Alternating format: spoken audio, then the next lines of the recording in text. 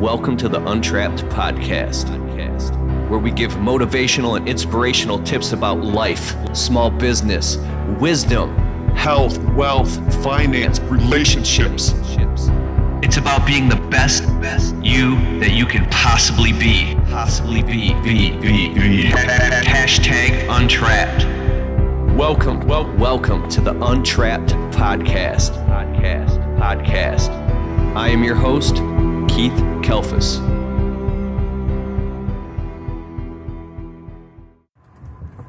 All right. Welcome to the Untrapped podcast. The Untrapped podcast. Super stoked and excited. This is part 2. We've got Coach Rob in the house today. And Coach Rob, if you haven't heard the first segment, the first podcast, the first episode of this series, Coach Rob is on. You got to go back and listen to it if you haven't listened to this one, because it all leads up to this. But he's a certified NLP master hypnotherapist coach. He runs a coaching practice here in Michigan, but it's not subject to any place just in Michigan because of the power of the internet and the phone. He does coaching literally nationwide and could possibly do it worldwide over the phone, although he prefers to do one-on-one coaching because it's the most powerful. Like, you can compress years or decades into literally sometimes hours and do transformational coaching, which I am actually a first-hand witness of that. But I mean, over the phone is a really powerful tool. But anyways, he's here with us right now, and like I said, just to recap, he's literally helped hundreds of people through his coaching. And this isn't just like some therapy stuff, and nothing against that. Dude's not a friggin' psychologist or therapist. We're talking about real stuff. So anyways, I want to get back on what we were talking about last time. We were talking about the ego and identity and getting trapped in these belief systems. And it's hard to just talk about an actual solution about what you can do if you're stuck in these anxieties or these false ideals or beliefs that keep popping up like the whack-a-mole game. Because as soon as you go to talk about a solution, it could trigger, you got to tiptoe around it. So let's talk more about that. And then also later on, stay tuned, because at the end of this episode, near the end, he's going to discuss a specific breathing exercise that you can do to get yourself into what you call, is it an alpha state? Yes, at least. Yeah. To recenter yourself, and you can make a lot of progress yourself, so you're going to leave away with something really good here. So all right, let's get started. Continue off what you're saying about the ego and that paradigm. Well, ego is a huge topic, but to try to make it useful for our conversation, I would say that the ego is a product of the mind, and the culture co-creates the ego with you. So it trains your mind how to believe it is your identity. This is going to be... It trains your mind to believe that it's your identity. Yes. So like I was saying, it's like artificial intelligence running behind the scenes, like Windows and the computer, like you talked last time. Yeah. Don't mind if you hear some noise in the background. In the studio we're recording in, there's a rainstorm going on, and I think it's kind of cool because it adds to the whole effect. That's right. Of our talk. So it's nature. By nature, yes. So ego is an interesting creature. It's really hard to understand at first because you've spent your life believing you are it. So another way of putting it is that it has a defective claim on your identity, meaning it's not a true claim. It has a defect. But when you believe it's true, you show up and perfect it. if that makes sense. So how to separate it out. A lot of us have seen, like the Zen masters or the samurais, and they just have like pure presence. They have no mind. Wow. You mentioned Mr. Miyagi. And so he was trying to teach Daniel some principles of movement without mind. Right? Like the frustration, the impatience. Why am I doing this? Like trying to control, it's like monkey chatters. It's a common word that we used in hypnotherapy training. But so it's a busy-mindedness. It's a stream of thought that can't stop. That's an easy way to recognize your ego, is if you can't stop thinking. That means you're almost entirely egocentric.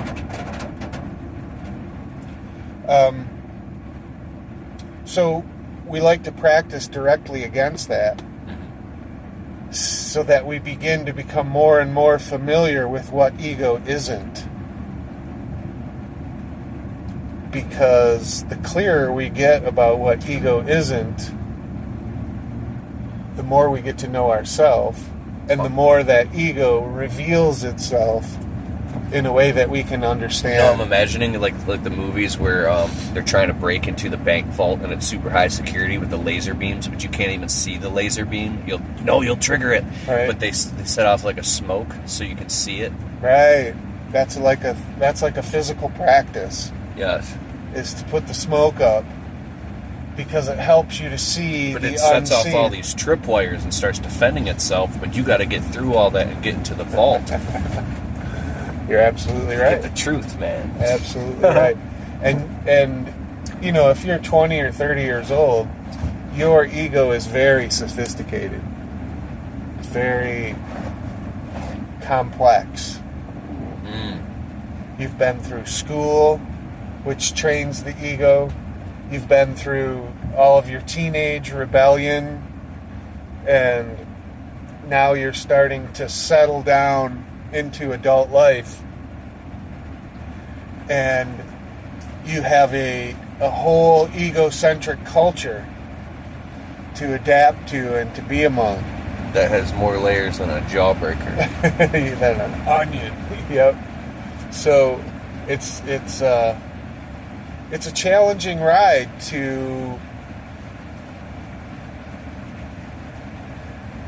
undo that relationship to identity without upsetting the world that you are existing among, and expanding your self-expression among at the same time. Self, like deep self, core truth. If you could take all of the culture off the table, bills, money, work, career, all that cultural stuff, what would light you up? What would you be thrilled to be alive about? What would really inspire your deepest presence, your deepest participation with the moment? No resistance. Some people would like to be out in the woods. Some people like to be on the beach. Some people like to be painting. Some people like to be working with children. Some people like to be working with animals. Some people, right? Like, there's all these things that people would love to do, but they don't, because of cultural influence, because of some egocentric model, some ideas that try to override our nature for the benefit of the idea. So we break a harmony with our nature and impose an abstraction. So we break a harmony with our nature start. A little dry in here, huh? Yeah. And we impose an abstraction. Yeah. Or an ideal or a belief. And I'm not going to go far off topic. But just hold that thought for a minute. Think about that. What is an abstraction?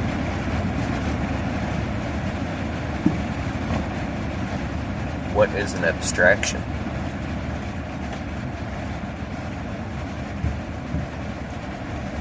An abstraction would be maybe if you're standing in your kitchen in the morning, despite everything else you got going on, the sun is shining through on your face. Could you just pause for a moment and just be completely in that moment and be one with the sun and just be and breathe and be? Or maybe an abstraction would be you can't even stand by the window because you think that I don't know, you're looking outside and thinking of, oh my God, work and bills, or someone's looking in at you, staring at you and judging you through the window. It could be anything, and you go into this whole schism where you can't even enjoy that moment because maybe you're stuck in, the sun shines through the window, but it's bending inside of you to some lie you've created or falsity that's now causing an unnecessary suffering or too much of a happiness. Maybe you're elated, sitting there laughing, drooling on yourself, and you're not being in the moment. Well, the house is burning. Yeah. Well, an abstraction is a concept of reality. So we've talked before, and a common axiom in NLP is the map is not the territory. Right? The territory is reality. The map is an abstraction of that reality. It's kind of useful. It's partially true, right? But it's not the truth. You used to say that to me all the time in the beginning. The map is not the territory. Right. And I was like, what the hell are you talking about? Yeah. It's like the plan is not the success. The finger pointing to the moon is not the moon. Right. That's right. So that's what an abstraction is. And so the ego is an abstraction of reality. It's a phenomena because we have a cerebral cortex that we can process linear thought. We can reduce infinity to, right, a chain of concepts, a string of words. Wow. A description, puzzle pieces.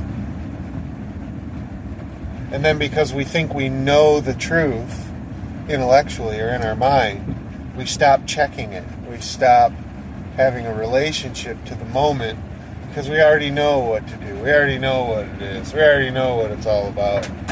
So we're not teachable. If the only tool you have is a hammer, you think everything is a nail. That's You ever seen the old like Looney Tunes cartoon where you'll see like the big sawmill cutting down the huge trees and they go through the machine and they process and out the other end after like 5 minutes as a clothespin? Yeah. What if the human being, what if we were like a technology and we reduce reality down to just these abstractions? Like we become reductive. We keep reducing it down. Egocentrism right there. Processing and filtering, infinite light and infinite, just oneness with everything. And that being said, I mean, imagine if you stood in a parking lot in a metropolitan area and there's cars all around and planes flying overhead, and you didn't see that's a Ford Focus, that's a Lexus, that's a GMC, oh, that's men and women, and they're black and white and Asian and Chinese, and that's a department store. If you just stood there with no thought or judgment towards any of it, as in identities and labels, that'd be pretty freaking hard to do. But think about how that's all happening inside of the brain and in the mind, not just with physical things, but with emotions. Things like multiple layers of emotions that are all locked up inside of this, being protected by this ego, like a goalie That's in a hockey game, saying, you know, blocking the truth and narrowing the entire ice arena down through this little tiny net that's being blocked by the best goalie ever, which is your own enemy, which is your ego.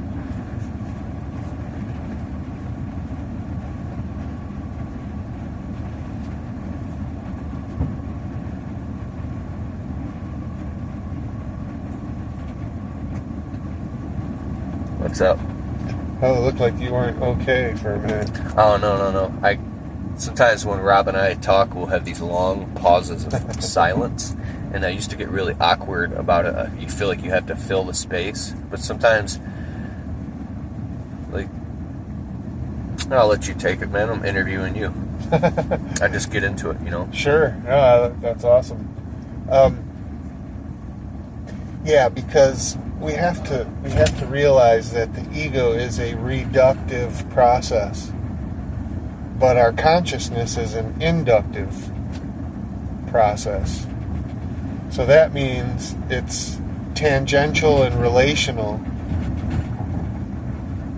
by nature. So if I'm using my mind, which is reductive, I'm reducing all the possibilities that nature has for me in this moment. But if I shut that off and stop believing that's who I am and understanding it's just a reductive tool. Yeah, so just before you say that, so reductive means you're not just having sex and reproducing and surviving and going and hunting and getting food and bringing home the bacon and a big screen TV too. Like, I mean, if you're not with those type of, that's very reductive to think that all that just means this. You can tell by people's language too. Okay, continue. I just wanted to get the terminology. Sure. And inductive means wide open. Well, it means expansive. Expansive, yeah. Yep. So if I use the words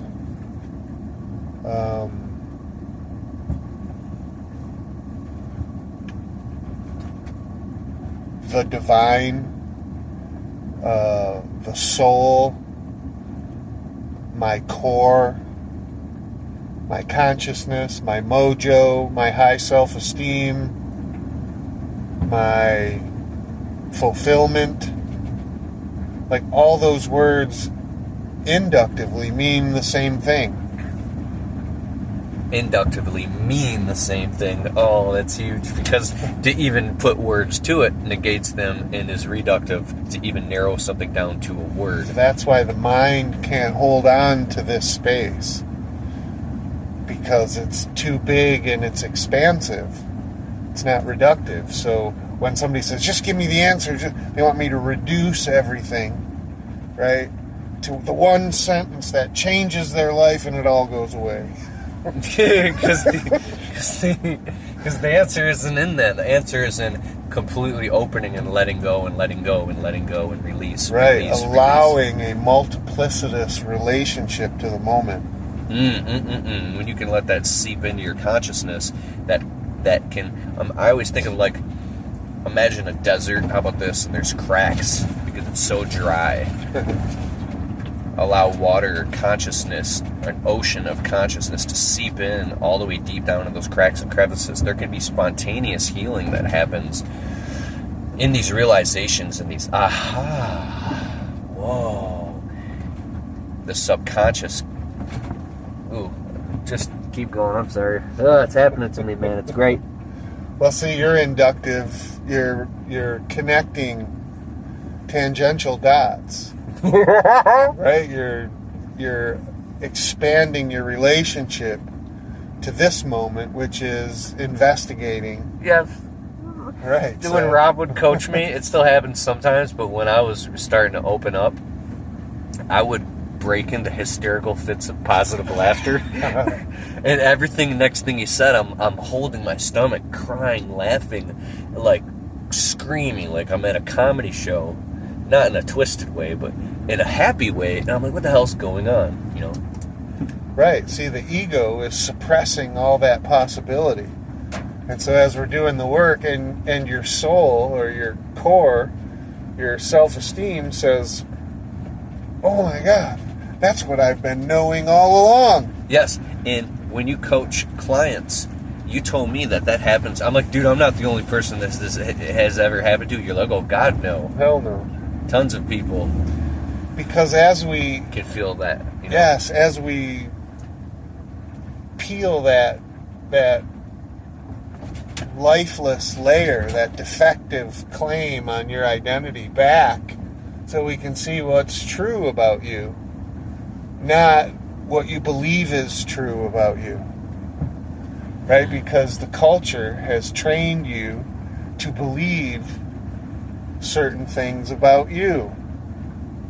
Yes, and those pockets of resistance inside of you are things that maybe you're intentionally suppressing out of fear what will happen if they come to light. They get dissolved right in the light because they're just shadows of, they're not the truth itself. Yes. They're shadows of the truth. They're partially true at best. But when you allow yourself to be fully immersed in the truth. Can you talk about natural state? Sure. Like how do you... the beach ball thing. Oh, sure. Yeah, the ego takes energy. You see people are anxious, right? Or defensive, or reactive, or controlling, or they're exerting energy. It's a squeeze. It's a habit of closure. It's not a habit of opening. It's a habit of closure. So, what was your question? See, that's so awesome. The opening, the beach ball, the natural state. Yeah. Because we're talking about when you start to do this inductive process and open up and laugh, and all this consciousness is seeping in. This is you. It's not a scary thing. This can make you happier than you've ever been because now you get to be defenseless and without defense and in your natural state, which is well-being, and be able to stand at the window and let the sun shine on you. And for the first time, and since you maybe were a child, I don't know, you could stand there and literally be, oh, it's a beautiful day. You know what I mean? Right, where you're not doing it because you believe you should do it. Right, and that's where it has to start, unfortunately, because you're changing patterns. But there's something in the vivid nature of the energy, of your core energy, of your core consciousness.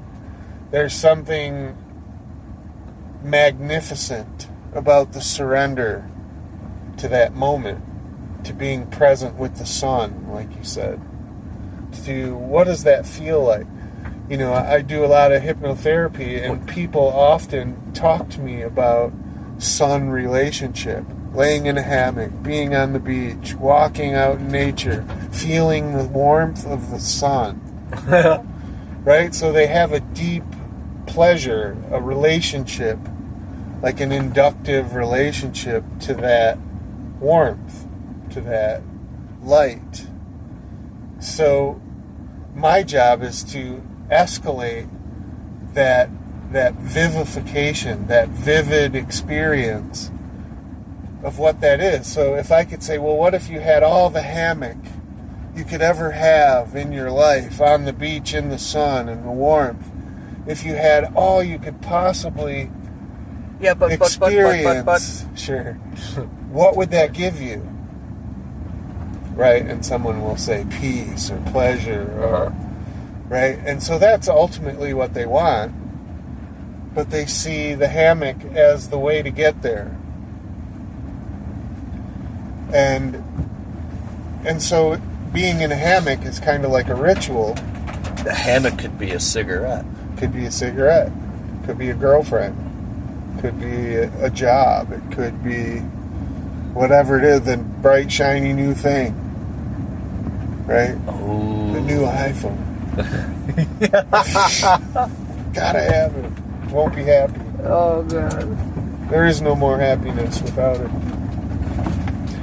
So yeah, we can get trapped believing that the ritual is the state when we really want to practice being state managers. Being a state manager.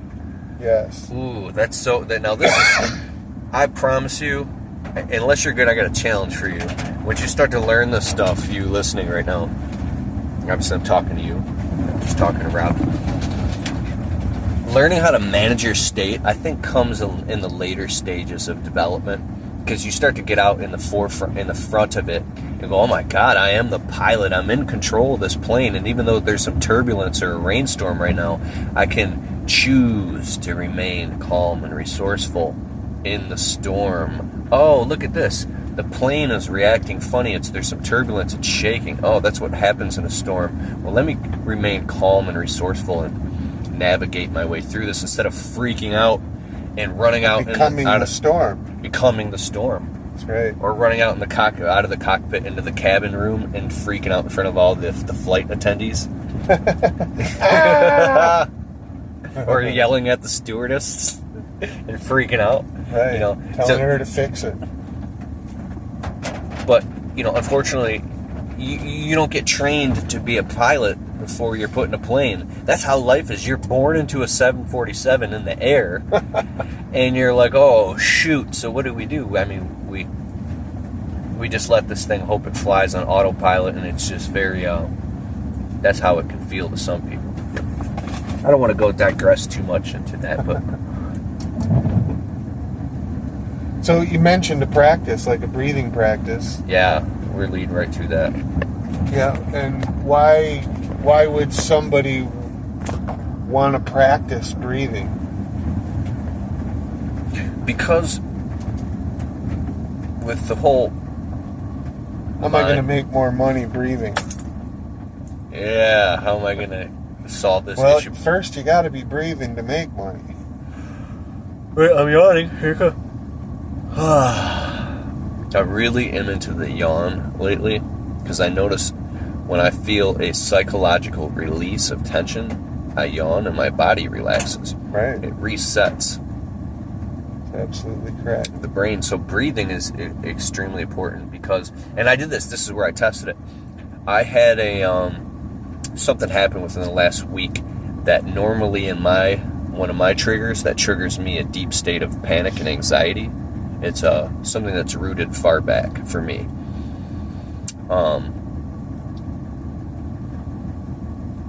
Some type of financial issue or something. But I went to this hot panic where my hands and my feet were burning up, and I was breathing hard, and I was hallucinating my whole life falling apart. I said, whoa, wait a second.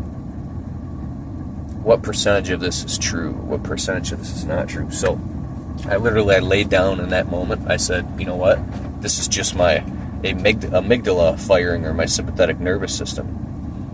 I started doing deep, long, repetitious breaths in. Hold it 2 seconds. Full exhale out. Inhale, exhale. And at the end of this breathing exercise, I know that you're going to teach it, but I'm talking there was a 60 to 80% reduction in panic and fear. And then over the next hour or two, which this normally would have lasted days, it was completely gone. And now, I'm not at that level where I can do it instantly, like a yogi Zen master. Or it doesn't take a Zen master, but... See, I'm getting triggered talking about it. That's okay. So, talk to us. Well, breathing is an unconscious pattern that you can make conscious and control. It's a doorway, therefore, between your unconscious mind and your conscious mind. So in other words, consciously, you can let it go and just operate on its own. Or consciously, you can take control over it and operate it the way you decide in those moments that you're paying attention to it, right? Mm. Like you could take a deep breath right now if you just decide to. Yes. Or you could pant if you decide to, right? Or you could breathe really fast in and out if you decide to. So, breathing is a portal it gives us a doorway into the unconscious, where we can kind of shake hands through the door. So breathing is an awesome way to get out of the trappings of the mind, the puzzles, the reactions, all the bad habits of a mind that believes it's the identity rather than the tool. So when we breathe, there's some specific things that we would do to ensure the success of the practice. Because what we want to do is we want to make sure that we can develop a resourcefulness, to develop an access to other states of our mind that aren't typical in our culture. We have an egocentric culture, so therefore we're using a part of our brain, not our whole brain. We tend to shut off most of our brain. And in the first call, you talked about the flea and the elephant. Mm-hmm. It's like we try to pretend that the elephant doesn't exist, even though the flea lives on it and can't survive without it. Wow. So the breathing has some specific physical aspects as well as some mental aspects. So there's some imagery as well as some physical control.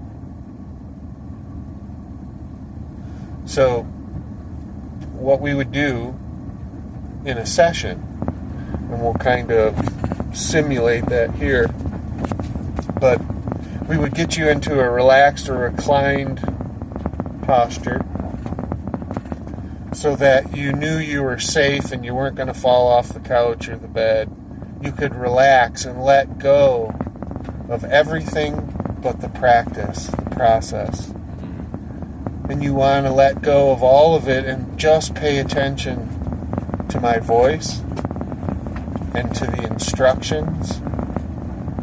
And just relax. And if you hear a different sound or a different thought comes up, just remind yourself that you're safe.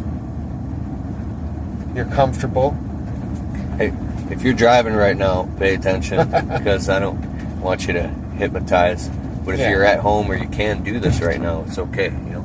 That's right. Yeah, so we're simulating a session. Obviously, the session is a little more deeper and a little more detailed, but I want to give you something that you can benefit from right now that's powerful, but still entry level enough for you to master. And it should help you to transform states when you know you're in an unresourceful state. Right, like you were saying. Yes. So I'm just going to walk you through the exercise, and we're going to start really simple and fundamental, but then we're going to add distinctions until we have just enough of them that you have several physical things to do at the same time you're doing imagery, several imagery things to do. So we're going to synchronize those. So the first thing I would have you do is recline and to breathe in through your nose and breathe down deep so that you feel that breath go below your belly button. And then when you exhale, you would just relax the diaphragm and the abdomen so that it would all naturally push the air out with no effort. And you would breathe out of your mouth. So in through your nose and down to below your belly button. And then just relax that whole chest and abdomen and let that air come up and out of your mouth. And just think increasing comfort and think increasing relaxation. with every breath, you become more and more comfortable and more relaxed. In fact, you give yourself permission to experience those things, and whatever that means to you, but to give yourself permission to relax and to be comfortable, and that would increase with every breath, in through your nose, down below your belly button, out through your mouth, with just a comfortable collapse of your chest and abdomen. And so now as you breathe in and down, I want you to hold for just a second or two before you exhale. Not long enough for any discomfort, but long enough to interrupt any unconscious habits of in and out. We're going to take total control over the breathing process. So breathe in through your nose and down below your belly button, and holding for a second or two before you just relax and push that air up and out of your mouth. And as the last of your breath leaves your face, just go ahead and rest for a second or two before you inhale. So we'll have a brief pause at the top and bottom of each breath. In through the nose and down, and hold. And exhale out through your mouth, and hold.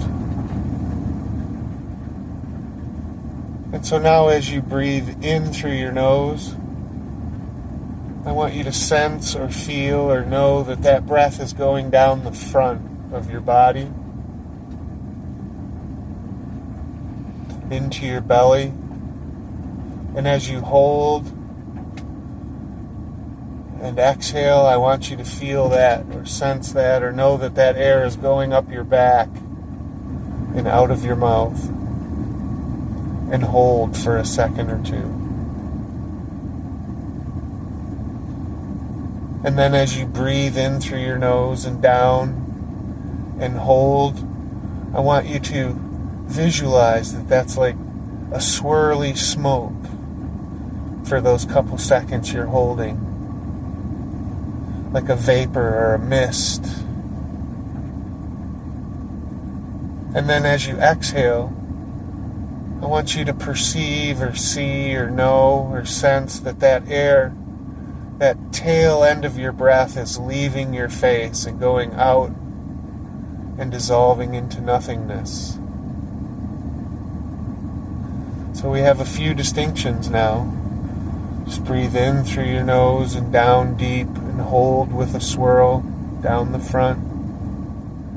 And as you exhale up the back and out of your mouth, notice the tail end of your breath leaving your face and dissolving into nothingness. And each breath cycle deepens the relaxation, deepens the comfort, and you give it more permission to be okay. This moment is perfect. There's nothing else to do but to relax and increase your comfort and notice your breathing, making all the distinctions masterfully. And by now your state should be in a totally different place. And so that's a practice for you, with just enough distinctions that you're engaging multiple parts of the brain, and not too many that it's too complicated. So just go ahead and at the speed that feels comfortable for you, just open your eyes and return back to normal breathing. Just relax, take all the time you need over the next few moments, and just come back to full presence. And that would be a practice for you to repeat, ultimately daily, for a while, until you can just call on that state without having to do all that practice.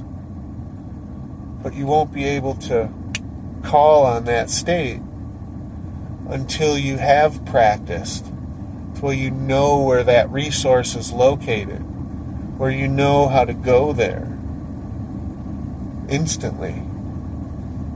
That's the mastery that we want to help you obtain. No matter what the state is, we want to teach you how to find it and enter it when you decide.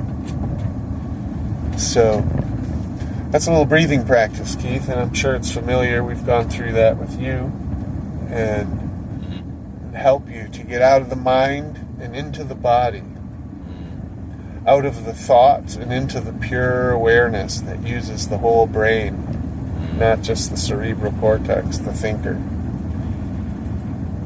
More balance, more fullness, more vivid, enriching experiences. What would the state be? Is this an alpha state? Most people will probably have a light alpha from this particular version. Yeah.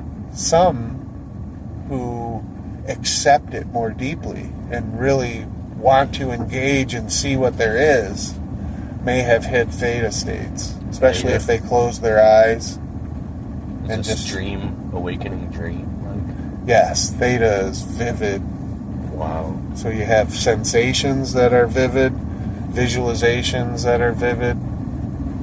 I would just like to note for you listening, and you might, I hope you're here with me and with us right now. You can tell by the difference in the way I'm talking, my personality. I'm in my body. I'm here now. And I know when I shoot YouTube videos, sometimes I get in a state like this. And they're pretty impactful videos because I talk about some deep relational shit, man. That's right. Right, and you're triggering inductive experiences in your viewers. Because now they're in a non-linear space. It's like when you're watching a great movie. I want to say one more thing. If you can be in this place while you speak, but choose to have emotions or choose to do things that serve the moment versus just what you're hooked on egoically. If you're communicating with your woman or with a client or with a parent or somebody, you can communicate in the most effective way that you've ever had possible and get responses from people that you've always wished you could get. And say, oh my God, we've solved like decades of things in one conversation. I fucking love you. You know what I mean? That's right. A real talk. Get that a lot. Right, because it's a burden to be trapped, and you're carrying the burden. One more thing. I was eating some spaghetti with my wife one day. I think I did a deep meditation, and I just looked at her in this state. We made progress in our marriage over one dinner that we hadn't made in 3 years, and it really took us to the next level of relationship. So you engaged in inductive communication that was nonverbal for the most part. That's the dance. That's what we all know is true, but we struggle to get there because our minds are congested with habits and puzzle pieces and just fictions, abstractions. And you talk about shapes. You say once you go back out in your environment, slowly the triggers will start hooking into you again. So you can have this inductive experience, and then afterwards the ego will come back and take hold again. Like the goalie was over there laying on the ice, passed out for a few minutes while all this truth was getting through the net. And he gets back, what the fuck happened? And then the goalie gets back up. And now you could actually be freaked out. Oh my God, I can't believe that happened. Like, can I continue to do this? You might make a great decision. So it's very important to keep getting back to this place. But right. No, that's a fascinating phenomenon because a lot of clients, once I open them up and make them vulnerable, and they feel things that they've been protecting, sometimes for decades, and they feel alive and healthy, and they're loving me for it, But the next day or a couple days later, they're angry at me saying that I abused them. And so we call it a rubber band effect, because the ego realizes, well, it believes you tricked it into exposing the protected treasure and making it available to be damaged or injured again. Does that make sense?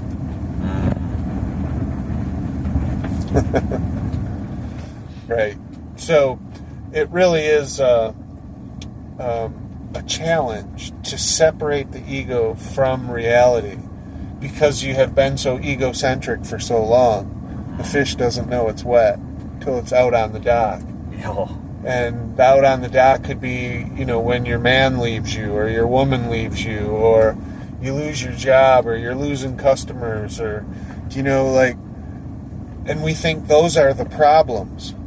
But they're not. They're the consequences of a problem that's harder to see with that reductive reasoning, that critical thinking, that analysis, that abstraction of reality. So next time somebody in your life, everybody has that one person who sets you off and kind of puts you into a tailspin, realize what the relation is to the codependency, or how you are a co-creator of that, and then do that breathing exercise. And yeah, nobody makes you angry. You just have anger. And that's not going to make sense to the ego, because the ego thrives on blaming. But the soul knows you are responsible for your experience. And you're also capable of managing your experience, and you're capable of choosing it. It's just the culture doesn't promote that. Therefore, the belief systems aren't in place to support it. But it doesn't mean it's not true still, right? You can cover it up with abstractions, but it doesn't mean the truth went away. Yes. And you notice how this breathing exercise, this isn't occultic, it's not religion, it's not some drug, it's just being. It's just physical phenomena. That's all it is physics. Yeah. It's true. Yeah. Okay, let's wrap this up. And thanks so much, Rob, for this podcast, but we're not done yet. And I want you to do that breathing exercise. We've got another one coming up. In the next episode, you're not gonna want to miss this. We're gonna tie this in together and really teach us some stuff, or Rob is going to, that can more so empower you to go out and use this even more in your life, but be it more in your life. So,